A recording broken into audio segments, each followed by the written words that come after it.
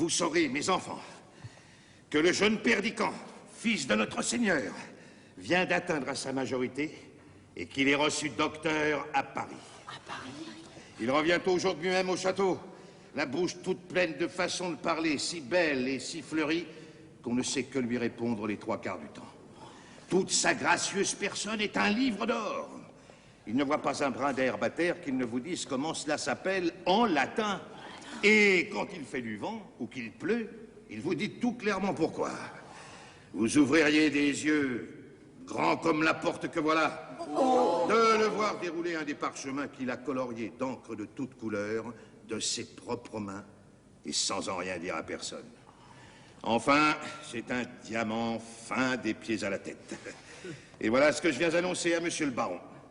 Vous sentez que cela me fait quelque honneur, à moi, qui suis son gouverneur depuis l'âge de 4 ans. Ainsi donc, mes bons amis, je ne serai pas fâché de boire encore une gorgée avant d'entrer. Buvez, maître Blasius, et reprenez vos esprits. Nous avons vu naître le petit Perdicant. Il n'était pas besoin, du moment qu'il arrive, de nous en dire si long. Puissions-nous retrouver l'enfant dans le cœur de l'homme. Bonjour. Mes amis.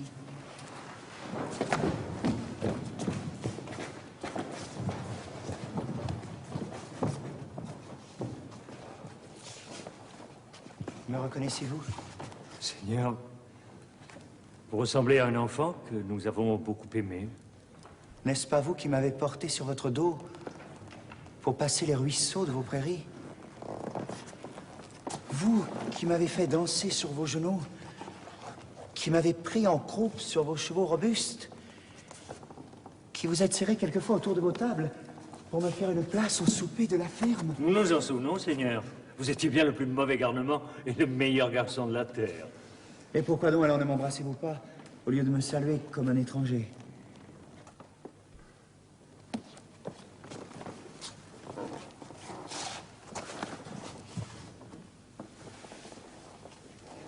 Que Dieu te bénisse, enfant de nos entrailles. Chacun de nous voudrait te prendre dans ses bras. Mais nous sommes vieux, mon Seigneur. Vous êtes un homme. Oui, il y a 10 ans que je ne vous ai vu. Et en un jour, tout change sous le soleil. Je me suis élevé de quelques pieds vers le ciel. Et vous vous êtes courbé de quelques pouces vers le tombeau. Vos têtes ont blanchi. Vos pas sont devenus plus lents. Vous ne pouvez plus soulever de terre votre enfant d'autrefois. C'est long à moi d'être votre père, à vous qui avez été les miens. Votre retour est un jour plus heureux que votre naissance. Il est plus doux de retrouver ce qu'on aime que d'embrasser un nouveau-né.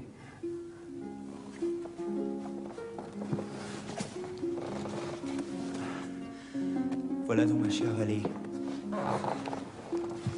Mes noyers, mes sentiers verts, ma petite fontaine. Voilà mes jours passés encore tout pleins de vie. Voilà le monde mystérieux des rêves de mon enfance. Oh, patrie. Patrie. Mot incompréhensible. L'homme n'est-il donné que pour un coin de terre, pour y bâtir son nid et pour y vivre un jour? On nous a dit que vous êtes un savant, monseigneur. Oui, on me l'a dit aussi. Les sciences sont une belle chose, mes enfants. Ces arbres et ces prairies enseignent à haute voix la plus belle de toutes, l'oubli de ce qu'on sait. Oh, comme ce lavoir est petit, autrefois il me paraissait immense. J'avais emporté dans ma tête un océan et des forêts, je ne retrouve qu'une goutte d'eau et des brins d'herbe. Il s'est fait plus d'un changement pendant votre absence. Il y a des filles mariées, des garçons partis pour l'armée. Vous me conterez tout cela plus tard, je m'attends bien du nouveau, mais en vérité je n'en veux pas encore. Mais quelle est cette jeune fille qui chante derrière ces arbres? C'est Rosette, la sœur de l'aide, votre cousine Camille. Rosette. Rosette! Rosette! Rosette!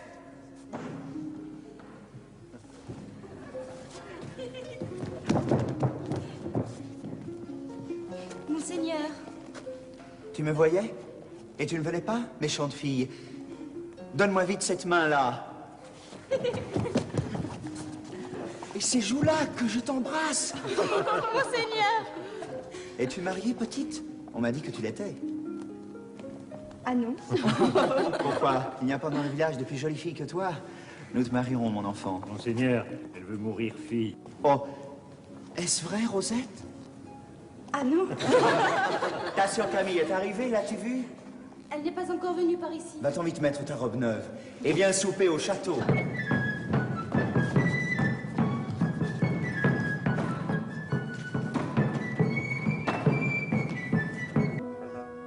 Maître Blasius, gouverneur de mon fils.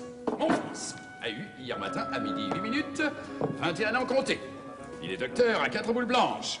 Maître Blasius, je vous présente Maître Briden, curé de la paroisse. C'est mon ami. À 4 boules blanches, Seigneur.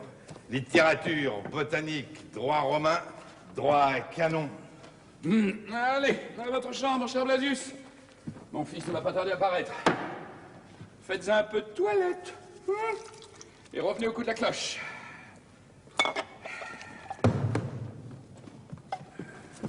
Vous direz-je ma pensée, monseigneur le gouverneur de votre fils, sans le vin à pleine bouche? Ça est impossible. J'en suis sûr comme de ma vie. Il m'a parlé de fort près tout à l'heure. Il sentait le vin à faire peur. Brisons-là, je vous répète que cela est impossible. Vous voilà, bonne dame Pluche. Ma nièce est sans doute avec vous? Elle me suit, monseigneur, je l'ai devancée de quelque part. Maître Briden, vous êtes mon ami. Je vous présente la dame Pluche, gouvernante de ma nièce. Ma nièce est depuis hier à 7 heures de nuit parvenue à l'âge de 18 ans. Elle sort du meilleur couvent de France. Dame Pluche, je vous présente Maître Briden. curé de la paroisse. C'est mon ami. Du meilleur couvent de France, Seigneur, et je puis ajouter la meilleure chrétienne du couvent. Allez, Dame Pluche, réparez le désordre, voilà. Ma nièce va bientôt venir, je pense. Soyez prête à l'heure du dîner.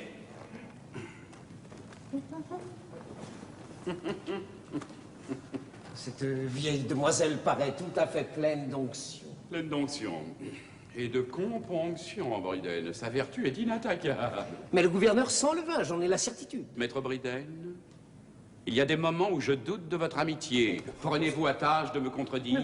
Pas un mot de plus là-dessus.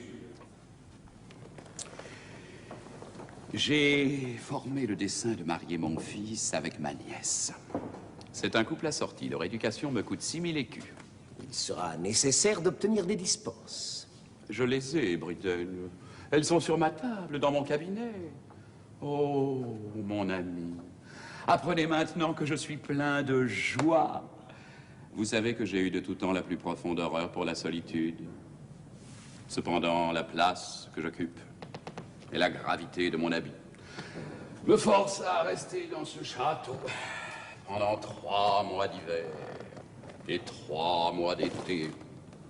Et il est impossible de faire le bonheur des hommes en général, et de ses vassaux en particulier, sans donner parfois à son valet de chambre l'ordre rigoureux de ne laisser entrer personne. Qu'il est austère et difficile, le recueillement de l'homme d'État.